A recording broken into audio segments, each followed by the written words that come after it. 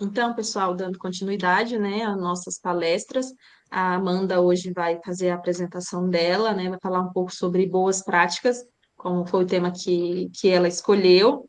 Então, a gente espera poder aproveitar muito da Amanda aí nesse finalzinho de tarde, tá bom? Qualquer pergunta, Apareceu? vocês passam para ela depois. Apareceu para vocês, pessoal? Sim, Ah, tá. É que eu não vejo, gente. Se vocês É fizerem verdade, joinha, alguma tinha coisa assim, esquecido, eu tá não vejo nada. aparecendo.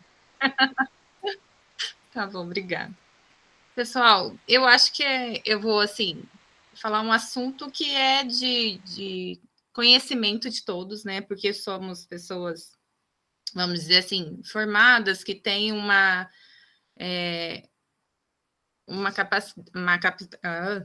capacitação a mais do que, às vezes, aqueles que trabalham diretamente lá no campo, né? Aqui, principalmente, eu resolvi falar sobre esse assunto, porque, para mim, pelo menos, eu peguei a parte de turismo e dentro disso eu encontrei o serviço de alimentação, né? Que eles oferecem para os seus clientes. Então, dos meus clientes, a parte de turismo rural, a maioria deles oferecem o serviço de alimentação. E como que está sendo feito isso, né? Será que eles seguem as boas práticas conforme a resolução RDC 2016, né, de 2004, que é da Anvisa? Tem até uma cartilha sobre isso. Uns nunca nem tinham visto, outros não, já sei. Até no pesqueiro eu fui falar, a gestora gostou muito, comentei com ela, e aí ela quis até que eu fosse lá falar um pouquinho com as suas funcionárias sobre isso. Então, vou passar um pouquinho sobre o que eu falei com elas, mas se estiver muito bobinho assim, é porque realmente eu fiz de uma forma bem lúdica para eles, tá? Para eles entenderem. Sobre DTA. Vocês sabem o que é? São doenças transmitidas por alimentos, né? Que são causados pelo consumo de alimentos contaminados por micro-organismos ou substâncias tóxicas. Os sintomas mais comuns são vômitos e diarreias, dores abdominais, dores de cabeça e febre. Em crianças, idosos, grávidas e pessoas doentes, essas consequências podem ser mais graves, podendo levar até à morte. E da onde a gente vem com as palavras, né? Boas práticas. O que seria isso? No serviço de alimentação. São as práticas de higiene que devem ser obedecidas pelos manipuladores em todas as etapas do processo. O objetivo das boas práticas é evitar que ocorram, então, essas doenças que são provocadas pelo consumo de alimento. E o que seria, então, a contaminação? A contaminação é quando os alimentos entram em contato durante a manipulação e preparo com alguns perigos. Esses perigos podem ser físico, químico e biológico. A maioria das doenças transmitidas por alimentos, elas são associadas com a contaminação por micro-organismos. O que seria, então, esses perigos, né? Os físicos. São fragmentos de equipamentos, por exemplo, utensílios, estou lá cortando, quebrou um pedacinho da faca, a pessoa não vê, isso vai para o alimento. Fragmentos de embalagem, de matéria-prima, abriu a embalagem, ficou um pedacinho do plástico, ficou algum resíduo ali. Vidros ou plásticos rígidos, por exemplo, a luminária, quando ela não tem a proteção. Estourou uma luminária na cozinha, esse vidro pode levar à contaminação. Unha esmaltada. Então, por que não pode ter esmalte na unha? Quem manipula o alimento? Porque ele pode descascar e esse pedacinho de esmalte pode cair no alimento e também gerar um perigo físico. Cabelo, dentre outros. O que seriam os perigos químicos? Os químicos seriam os resíduos, né, de materiais químicos provenientes de limpeza, então são os produtos utilizados aí na limpeza, né, do ambiente, ou substâncias tóxicas, às vezes algum produto de inseticida, alguma coisa que é deixada ali no local. E os biológicos que são os que está mais presente aí, né? Que são os micro-organismos e insetos. O que vem a ser, então, os micro-organismos? Como todos sabem, né? São esses organismos vivos, que são pequenininhos, que só podem ser vistos por equipamento com lente de aumento, né? Os microscópios. Podem ser encontrados no solo, na água, nas pessoas, nos animais, no ar, no alimento. Então, a gente tem, né, isso naturalmente em nós. Alguns são chamados de deteriorantes, que eles vêm a estragar os alimentos, né, causando cheiro e sabor desagradável. E tem aqueles que são os patógenos, que vão causar as doenças aí que são prejudiciais à nossa saúde. Então, alguns até são benéficos, né? A gente vê aí em muitos processos na cozinha, que também a gente usa eles, como queijos e outros, que usa os micro-organismos também de uma forma positiva. Mas, na maioria deles, né, eles estão lá para estragar ou causar doenças. Quando esses micro-organismos se multiplicam, eles vão se multiplicar quando encontrarem as condições ideais. E quais são essas condições ideais? Assim como nós, né? Eles gostam de uma comidinha, então o nutriente, uma umidade ideal, ou seja, ter água disponível, e a temperatura. A temperatura que eles mais gostam, que a gente fala que é a zona de perigo, né? É bem ampla. Ela vai de 5 até 60 graus. Então, dentre essa faixa é que se encontra a maioria dos micro-organismos que são patógenos. E, principalmente, eles preferem, né, a temperatura de verão, ou a que a gente fala a temperatura do nosso corpo, né? Que é de 37 graus. A maioria dos alimentos que contêm a umidade, né? A gente chama eles de alimentos perecíveis. Então, é aqueles que têm umidade. E aqueles que não têm são os não perecíveis, que são com a baixa umidade, que podem ser mantidos fora, por exemplo, de geladeira, de refrigeração. Como, então, eu devo manter o meu ambiente de trabalho para evitar essas contaminações? Tanto contaminação do ambiente, quanto contaminação cruzada, dentre outras. Os pisos, paredes, tetos têm que estar conservados, sem rachaduras, goteiras, mofos, não pode estar descascando. A limpeza, sempre que necessária, deve ser feita e sempre no final das atividades do trabalho. Manter as janelas com as telinhas, né, para evitar a entrada de insetos. Deixar somente os objetos que você está utilizando ali na sua área de trabalho. O ambiente tem que ser bem iluminado, ventilado.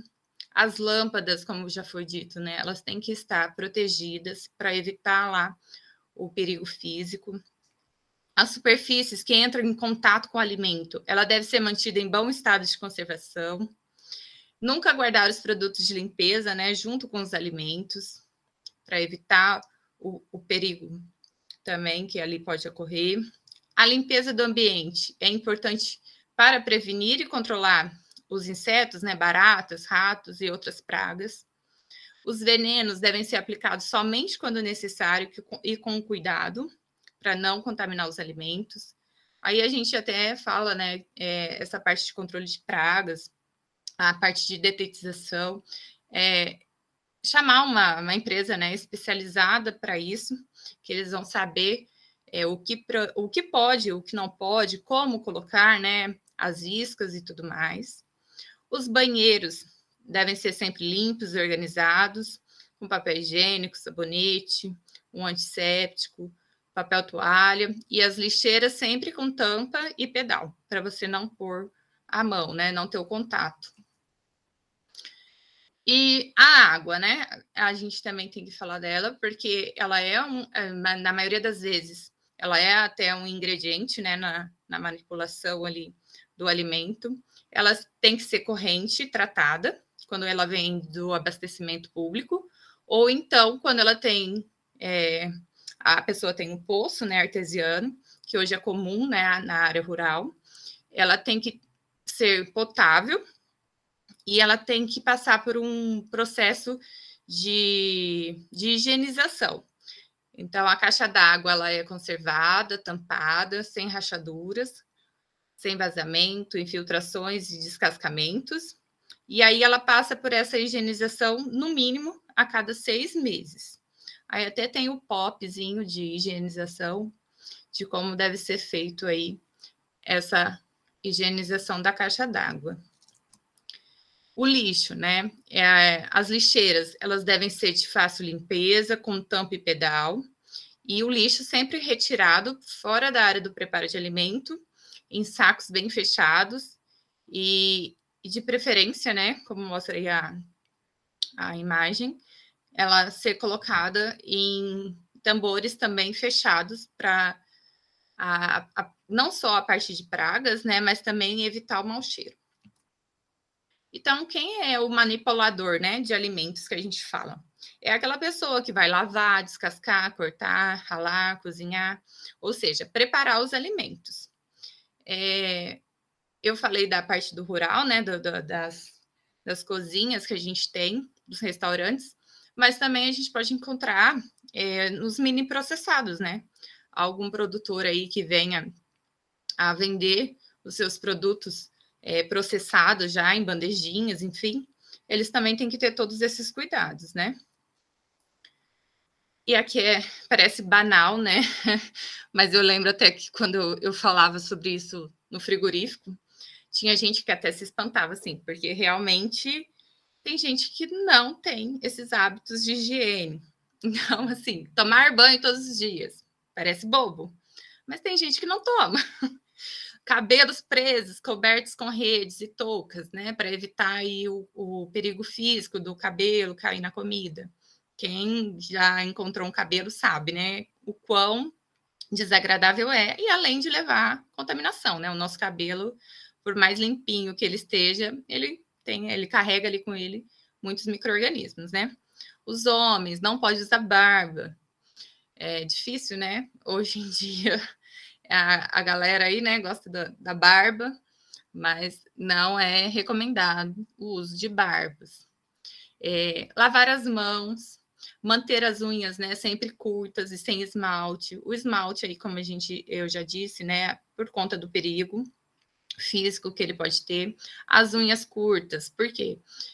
Ali atrás da unha também, né, é uma grande fonte de contaminação, é um local onde para muita sujidade e também pode desenvolver os micro-organismos. E retirar todos os tipos de adornos, né?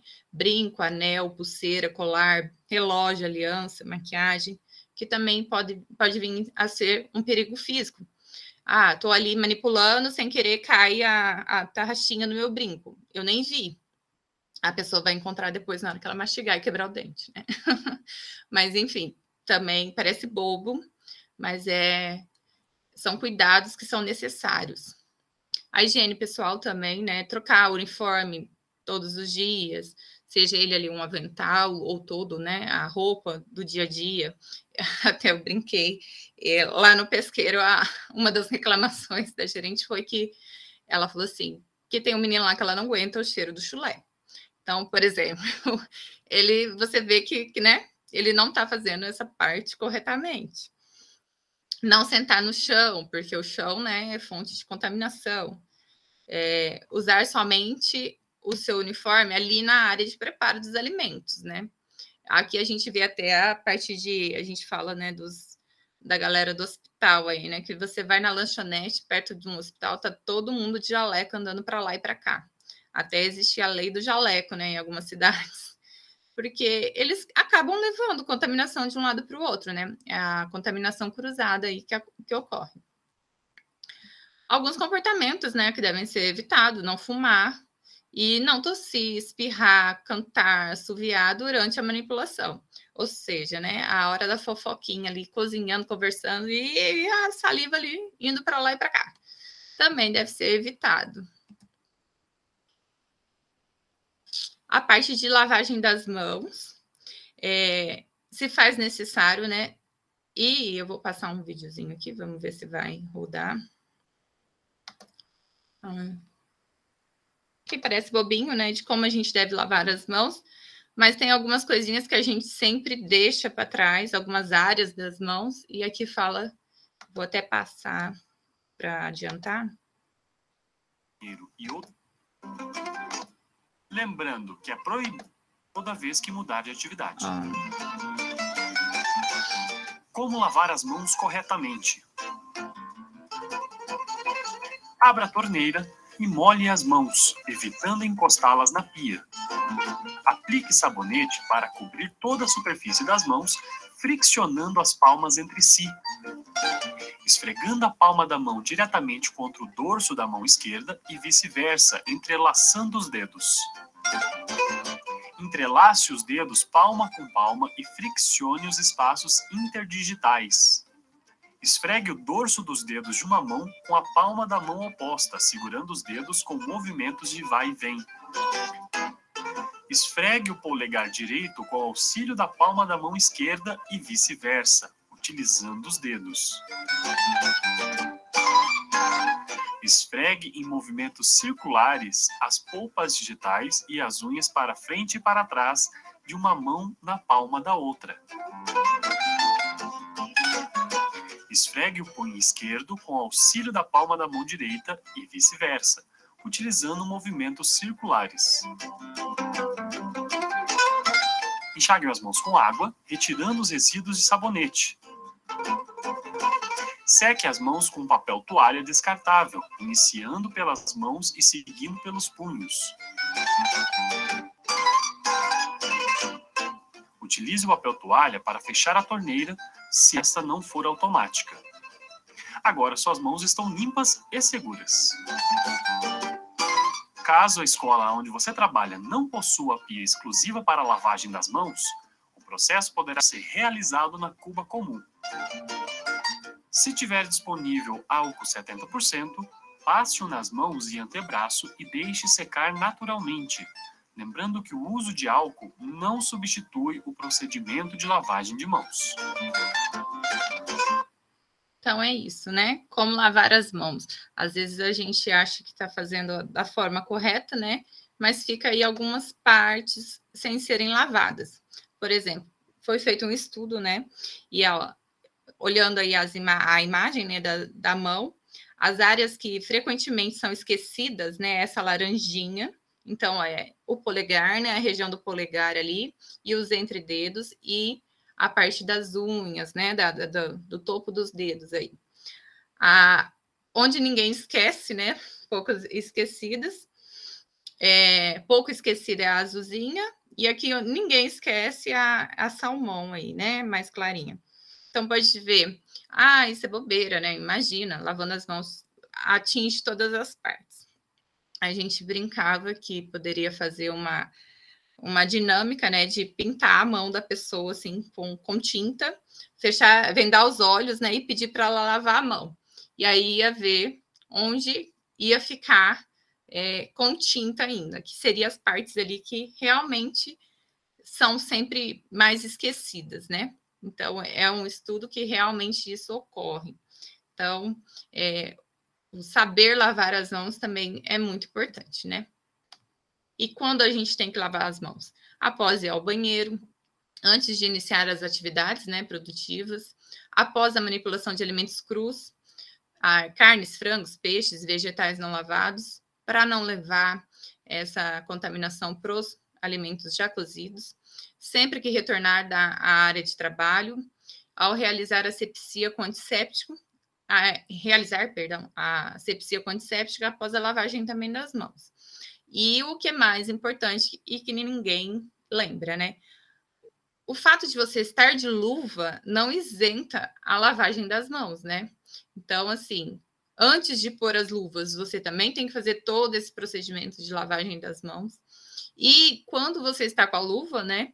A pessoa esquece, né? Ela acha que ela pôs a luva, pronto, agora estou protegida e não vou levar contaminação. Aí ela usa essa luva para prender o cabelo, daqui a pouco ela tá passando na mão, daqui a pouco ela tá passando essa luva no rosto, daqui a pouco ela abre porta, fecha a porta e a luva ali. Então não adianta de nada, né? O uso da luva não é para isentar a lavagem, né, das mãos.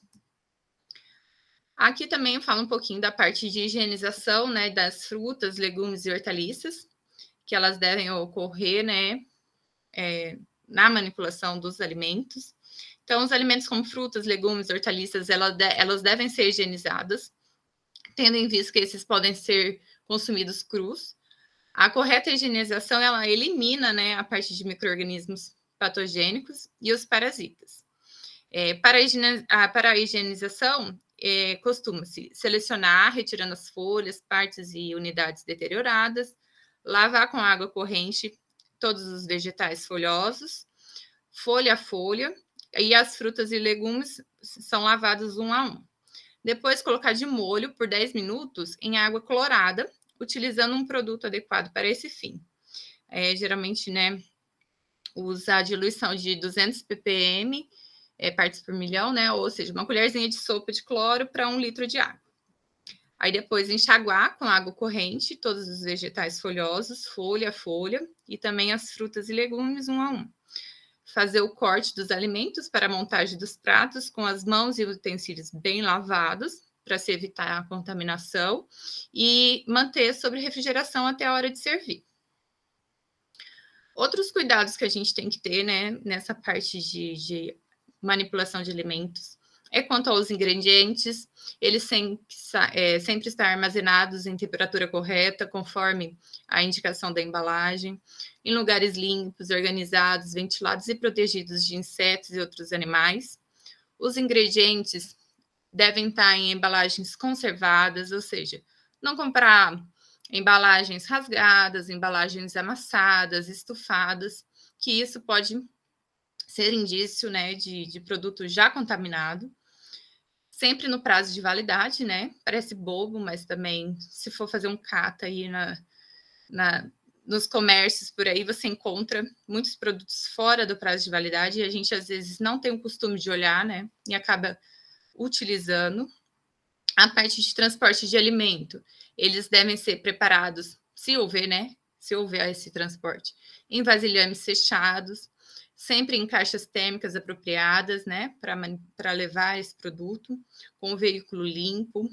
A comida lá na hora, se for servida à mesa, a pessoa que vai lá manipular, manter todos os cuidados higiênicos, ou se tiver ali, por exemplo, no self-service, hoje, né, está um pouquinho mais evoluído aí por conta do Covid, eu acho que muita coisa já mudou e deu uma evoluída, né? Mas é sempre bom lembrar, a comida tem que estar protegida, pelo menos com o vidro, né, ou alguma coisa assim, para que quando a pessoa estiver falando ali na fila, não esteja levando as gotículas de saliva, né, até o alimento. Hoje já usa, né, aqueles saquinhos para pôr na mão. Acho que aquilo tinha que ser mantido, porque realmente ali a contaminação, né, que todo mundo passa, pega nos talheres para se servir e acaba levando contaminação de um para o outro. Então, acho que se manter aí essas luvinhas aí para a galera seria ótimo, né? E ficar conversando, falando em cima do alimento, né? Que geralmente a galera tá na fila e acaba acontecendo e ninguém repara. Ao servir a comida, os alimentos que são frios, eles têm que ser mantidos de 5 graus para baixo, né? Por até 5 dias. E os alimentos quentes têm que ser mantidos 60 graus para cima por até 6 horas. Acho que é mais ou menos isso. Se alguém tiver alguma dúvida, a gente conversa, mas eu sei que é um tema mais simples, né? Que não tem muita dúvida. É isso, pessoas. Alguma dúvida?